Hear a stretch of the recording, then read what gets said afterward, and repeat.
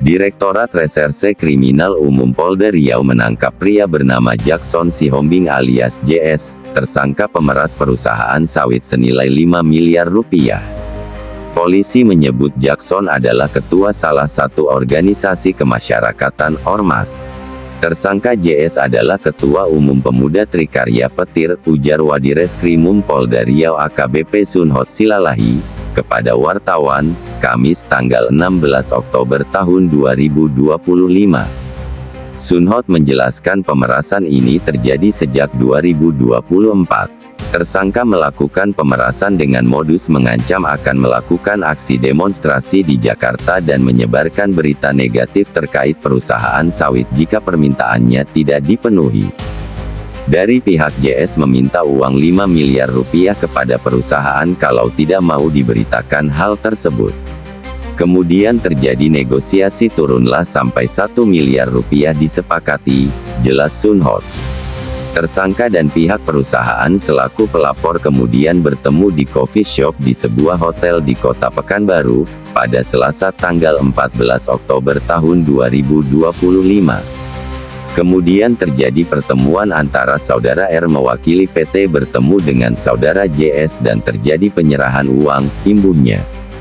Di sisi lain, pihak perusahaan telah melaporkan JS ke Polda Riau. Tim Raga, Riau Anti Geng dan Anarkisme, dan Subdit Jatanras Ditreskrimum Polda Riau membuntuti keduanya, yang awalnya pertemuan hendak dilakukan di sebuah kafe kemudian pindah ke salah satu hotel. Atas perintah saudara JS terjadi perpindahan tempat ke hotel. Di hotel ini terjadi penyerahan uang sejumlah 150 juta rupiah, lalu ditangkap tim Raga, katanya. Dalam penangkapan ini, polisi menyita uang 150 juta rupiah dan rekaman CCTV. Polisi juga melakukan penggeledahan di rumah tersangka dan didapati sejumlah barang bukti, antara lain buku tabungan serta dokumen-dokumen klarifikasi dengan cap Ormas Petir. Menurut AKBP Sunhot, penanganan perkara ini menjadi bukti keseriusan Polda Riau dalam menindak pelaku pemerasan yang menggunakan kedok pemberitaan media untuk menekan pihak tertentu. Selain itu, kegiatan tersangka juga bisa berimbas pada gangguan terhadap iklim usaha dan investasi di Provinsi Riau. Kami tegaskan bahwa kebebasan pers tidak boleh digunakan sebagai alat untuk memeras atau menakut-nakuti pihak lain.